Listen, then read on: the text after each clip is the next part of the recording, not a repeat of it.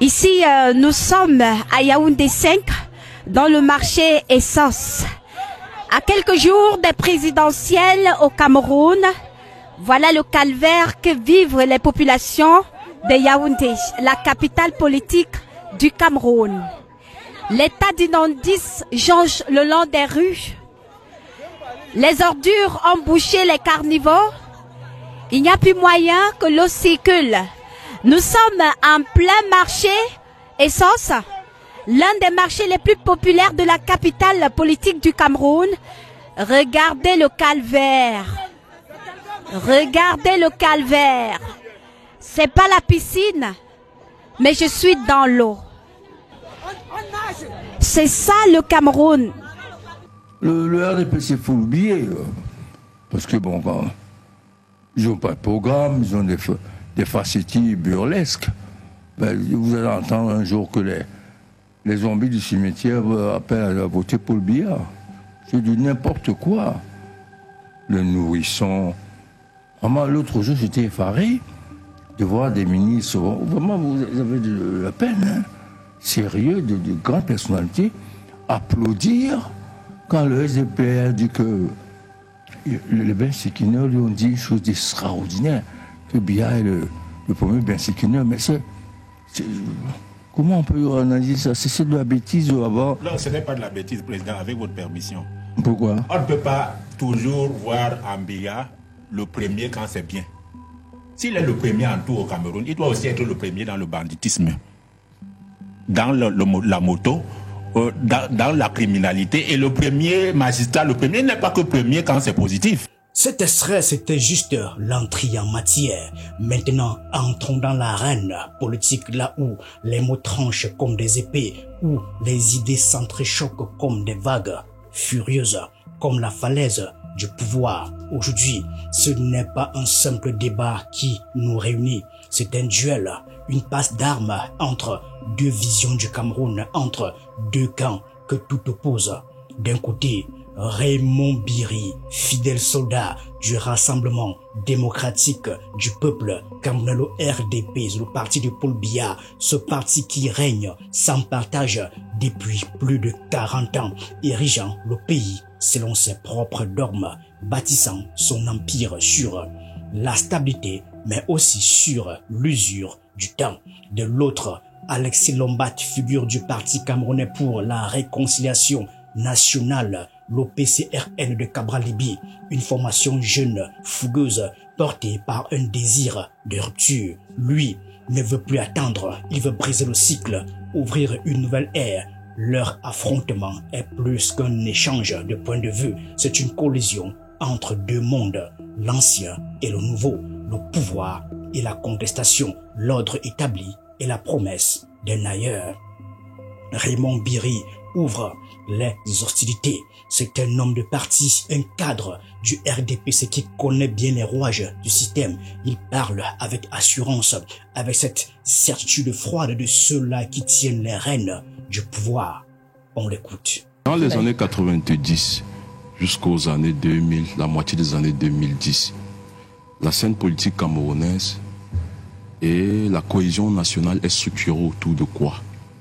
Du clivage linguistique que sont les anglophones et les francophones. C'est-à-dire, au sorti de l'élection présidentielle de 1992, ce clivage n'a pas été fragilisé. Ce clivage, il y a eu comme un semblant de cohésion qui est resté nation autour de ce clivage, qui bien qu'à implosé en 2015 avec l'avènement de la crise anglophone tout simplement. Et on a essayé de trouver des solutions. Mais par contre, l'élection présidentielle de 2018 a fait imploser le Cameroun. Pour lui, le RDPC, c'est la stabilité, c'est la colonne vertébrale du Cameroun. Sans lui, c'est le chaos. Son regard se durcit lorsqu'il évoque les élections de 2018, moment où le pays a vacillé, où la contestation a frôlé le point de rupture. Il accuse l'opposition d'avoir attisé la haine, de jouer avec le feu, des divisions ethniques et sociales. Il pointe du doigt, sans le nommer, le MRC de Maurice Kamto, coupable à ses yeux d'avoir embrasé le pays. Et dans son sillage, il accuse le PCRN de jouer sur les tensions identitaires. Le communautarisme, dit-il, est le poison qui gangrène l'opposition. Un venin lent mais fatal qui fragmente la nation et envenime le débat politique. On l'écoute. L'élection présidentielle 2018, dès la programmation des résultats, avant même un certain nombre de candidats se sont autoprogrammés déjà vainqueurs. Nous sommes allés au contentieux post-électoral. Certains candidats ont fait ériger sur la place un certain nombre de concepts qui ont contribué à fragiliser ce vivre ensemble-là.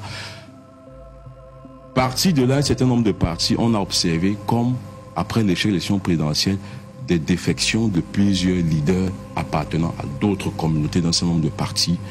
Et les partis qui portaient un espoir national, comme le PCRN, je peux les citer parce qu'ils sont sur ce plateau, à partir de 2018, avaient un mouvement vraiment séduisant, 11 millions d'inscrits. Il faut le dire tout simplement. A eu 6% à l'élection présidentielle 2018, mais aussi, quand on regarde les élections, les résultats des élections municipales de 2020, quand on regarde là où ce parti a pioché quelques élus, des députés, des maires, on a tendance à penser que ce parti lui-même s'est communautarisé dans une région ou dans certains départements. Observez bien. À la suite de l'autre parti, le MRC, la défection de Michel Ndoki et Koka, King et tout ça, a retiré la substance nationale à ce parti. Ce parti lui-même a été perçu sur les réseaux sociaux comme un parti communautaire. Observez bien, à partir de 2020. Et c'est ce qui donne ce qu'on a aujourd'hui, où chacun s'est cantonné derrière son parti. C'est le parti des Bassards, c'est le parti des Américains, c'est le parti de tel, c'est le parti de... C'est pour ça qu'on a cette montée en puissance des discours haineux aujourd'hui. Et c'est entretenu par nous. Nous, les leaders politiques qui sont sur les plateaux chaque jour. Moi, sur d'autres plateaux, j'ai condamné Elim Bilobel. J'ai dit, je ne dirai jamais à mes étudiants de la Catola que Ernest Ouandi est un bandit, non. Un mot revient comme un tambour de guerre, la haine. Raymond Biri la dénonce, il en fait le mal originel. C'est lui qui, selon lui, aurait pris racine en 2018. Mais derrière ces paroles, une angoisse inavouée car le RDPC n'a jamais été autant contesté. L'érosion du pouvoir est là, lente, discrète, mais inexorable. Et Raymond Biri le sait. Face à lui, Alexis Lombat, lui, refuse ce raccourci. Il n'a ni l'expérience du pouvoir, ni le poids de l'histoire sur ses épaules, mais il a l'énergie de la rupture. Il ne voit pas dans l'opposition le ferment de la division, mais plutôt dans le pouvoir en place, la cause première des fractures. Ce n'est pas en 2018 que le Cameroun a commencé à souffrir. Ça fait 43 ans que le RDPC tient ce pays en laisse. On écoute les échanges. Vous avez suivi ça sur combien de plateaux? Les plateaux, suivez quoi? Ce que vous dites là. C'est mon analyse en moi. Permettez qu'il termine. Il dit que sur les plateaux. Ouais. C'est mon. Nous sommes des leaders d'opinion, monsieur le maire. Mais ce que vous dites ici, vos sympathisants vont prendre ça comme des paroles d'évangile. Ça veut dire que nous devons être des modèles. Si nous ne tombons pas dans le discours de haine sur les plateaux.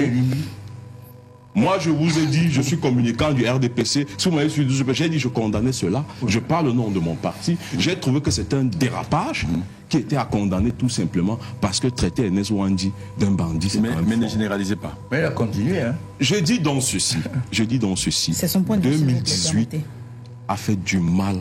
C'est la pire année pour moi de l'histoire du Cameroun. Non, pas plus que les gars. Parce qu'elle a fait imploser ce clivage. Elle a fait imploser ce clivage linguistique d'anglophone franco en un clivage multicommunautariste. Chacun aujourd'hui se cantonne derrière sa communauté et fait le discours haineux contre l'autre communauté tout simplement. Vous allez le nier, mais c'est la réalité. C'est plus vieux que ça.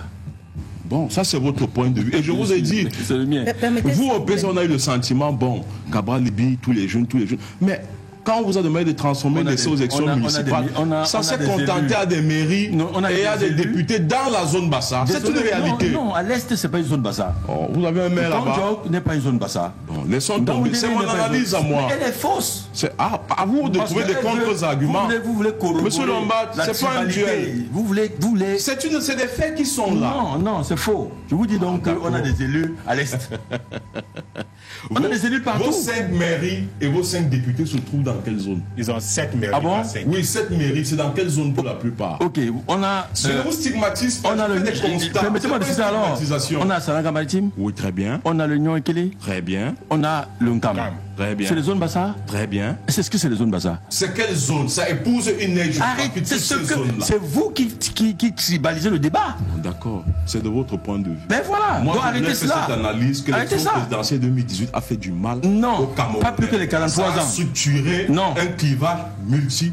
Non, c'est faux. Très bien. Avec la montée des discours haineux, c'est ce que moi je dis. C'est faux. Pour le cadre du PCRN, le problème est ailleurs. Ce n'est pas l'opposition qui divise le Cameroun, c'est le système en place. C'est cette politique de la survie où l'on promet le progrès alors que les routes s'effondrent et que les hôpitaux sont à l'agonie. Ce n'est pas le PCRN qui joue sur les clivages ethniques, c'est le RDPC qui, depuis des décennies, attribue les postes, contrôle les carrières, façonne les destins sur des bases opaques. Alexis Lombater ne se contente pas de défendre son parti, il renverse la table. Pour lui, le véritable débat, ce n'est pas celui du communautarisme, mais celui de la transition politique. Une transition qui tarde, qui se fait attendre comme une pluie bienfaisante sur une terre aride. Il prône un nouveau souffle, une rupture avec ces cycles infernaux où les mêmes causes produisent inlassablement les mêmes effets. On l'écoute. On veut aller, je dis on va aller à une transition, d'accord? Pourquoi une transition? Parce qu'on veut une élection à deux tours, parce qu'on veut peut-être qu'il n'y ait plus de, je dis n'importe quoi, qu'il n'y ait plus de Premier ministre, ou bien qu'il n'y ait plus de Sénat, ou bien parce qu'on veut des choses. Mais c'est ça qu'on va proposer au peuple. Vous pensez que rien que le fait de se mettre ensemble, sans dire au peuple, voilà ce qu'on veut faire, ça passera, ça ne passera pas. Il faut se mettre ensemble parce qu'on a un programme sur un certain nombre d'années ensemble, et qu'après ça, lorsque tout sera prêt, selon les propositions qui ont été faites au peuple, à ce moment, ben, tout le monde peut s'y jeter. Voilà, par exemple, vous voyez pratiquement au sud, je vous prends un exemple simple. Au sud, il n'est pratiquement pas possible de contrôler les élections là-bas. Pratiquement pas. Ça reste une énigme, mais alors terrible. Même pour faire la campagne, c'est quasiment impossible. Vous avez les militants du PCRN, à peine vous êtes nommé à un poste de régional, mais vous êtes pris en sandwich. Les présidents de comités communaux, ben, à peine, je dis, c'est compliqué. Donc il faut trouver un moyen, par exemple vous parlez des candidatures indépendantes. Oui. On n'a pas besoin d'avoir tous ces signataires qui appartiennent parfois tous du RDPC. Comment vous allez faire pour les avoir? Comment? Vous avez des chefs traditionnels qui sont en même temps des employés, qui sont payés par l'État. Comment vous pouvez? Il y a des choses qu'il faut changer dans notre pays, simplement. Et ce sont toutes ces choses-là, dans une démocratie consensuelle, ce sont ces choses qu'il faut arranger. Oui. Et on ne peut pas passer de un président Paul Biya à un président X sans que ces choses soient arrangées. Sinon, les mêmes causes produiront les mêmes effets. Mais Raymond Biri esquisse un sourire. Il secoue la tête. Il ne l'entend pas de cette oreille. Il se redresse, lance une dernière salve. Il parle de déficit idéologique, de manque de cohérence dans les rangs de l'opposition. Vous critiquez, mais que proposez-vous, semble-t-il dire? Pour lui, l'opposition n'est qu'un conglomérat de voix discordantes, un orchestre sans chef d'orchestre. Il avance une idée, un programme commun. On l'écoute dans cet extrait. Prenons trois partis d'opposition sérieux au Cameroun. Le PCRN. Si je lis, c'est un parti centriste comme ça. Parlons même comme chez les Blancs. Le SDF, c'est socialiste. Le MRC, les trois partis. Oui. Je dis, faisons un peu de la science-fiction. Non, j'ai dit trois partis d'opposition sérieux. Le MRC, je suppose que c'est de droite. Voici ce que cette idée aurait dû faire. Oui. Et ça c'est, moi je suis socialiste, la question des impôts, voici comment nous traitons les impôts chez nous. Mais je peux aller au consensus jusqu'ici. Le MRC dit, moi je suis de droite, la question, je ne sais pas moi, des impôts, voici comment nous la traitons, mais je peux concéder jusqu'ici. Le PCR dit, je suis centriste, voici comment je règle la question des impôts. Non, attendez, et puis on trouve un consensus. On s'assoit et on fait un programme commun. Or, ça ne peut pas se faire aujourd'hui parce qu'en réalité, c'est que chacun est adossé sur son égoïsme personnel. En 43 ans, on n'a pas de l'eau. Et vous me parlez des impôts. Je suis en train de vous donner un peu. Non, on n'a pas besoin. On n'a pas besoin de ça. Non, on n'a pas besoin. Je voulais juste dire au préparer la réélection. Écoutez, monsieur le président, vous savez ce que je veux dire. Vous me comprenez un peu. Je voulais simplement dire qu'en fait, le déficit idéologique idéologiques de ces partis-là font qu'aujourd'hui, il n'y a plus la prépondérance des hommes forts. C'est-à-dire que voici ce que le PCN peut mettre légitimement sur la table. J'ai plus d'élus et c'est normal. Dans une coalition, faisons un peu cette fiction. Dans cette coalition des trois, le PCN dira que je suis quand même le parti qui est le plus représenté, j'ai plus d'élus. Le MSI te dira qu'il a le vent en poupe. Et peut-être, mais je l'ai reconnu depuis le vent en poupe sur les réseaux sociaux. Ce duel entre Raymond Biri et Alexis Lombat, ce combat entre le RDPC et le PCRN, ce choc entre le passé et l'avenir, il se joue sous les projecteurs. Mais le vrai théâtre, celui où tout se joue, réellement, c'est dans les rues, dans les villages, dans les foyers silencieux où l'on compte les jours avant la prochaine élection. Là-bas, les slogans politiques ne nourrissent personne. Là-bas, les joutes verbales ne repartent pas, les routes éventrées. Là-bas, les débats sur le communautarisme n'empêchent pas les jeunes de fuir le pays. Biri parle de stabilité, Lombat parle de rupture, mais le Camerounais moyen lui parle de survie. Et c'est bien là le drame. Il y a actuellement entre 7 à 8 candidatures. Si c'était, posons-nous cette question, et si c'était pour brouiller les pistes. Parce que moi, je vais vous dire, je suis dans le secret de certaines confidences qui veut, et je vois ces personnes travailler, à un moment, il y aura un rapprochement. Il y a encore des égoïsmes, mais tout le monde, vous pensez véritablement qu'il y a 18 partis politiques au Cameroun avec 18 leaders qui sont capables d'être candidats à la présidentielle. Vous pensez qu'ils ont vraiment la capacité financière, 1, de payer la caution, 2, de financer leur campagne? Ça devrait, peut-être le doyen Ekane n'est pas encore dans le secret de la confidence, mais il y a un travail qui se fait dessus. Vers les 3 ou les 2 derniers mois, vous verrez ce qui va se passer. Maintenant, est-ce que cela va bien se passer ou pas? C'est là où tuer le messianisme va être important. Le Cameroun est en pleine année électorale, un tournant décisif. Le temps des promesses revient, les discours s'affûtent, les stratégies se peaufinent. Mais au-delà des joutes verbales, au-delà des petites guerres d'appareils, une vérité demeure. Le peuple attend, le peuple observe, le peuple souffre. Et un jour, peut-être plus proche qu'on ne le croit, il le tranchera, non pas par les mots, mais par un souffle que ni Raymond Biri, ni Alexis Lombat ne pourront arrêter. L'histoire du Cameroun n'a pas encore livré son dernier chapitre.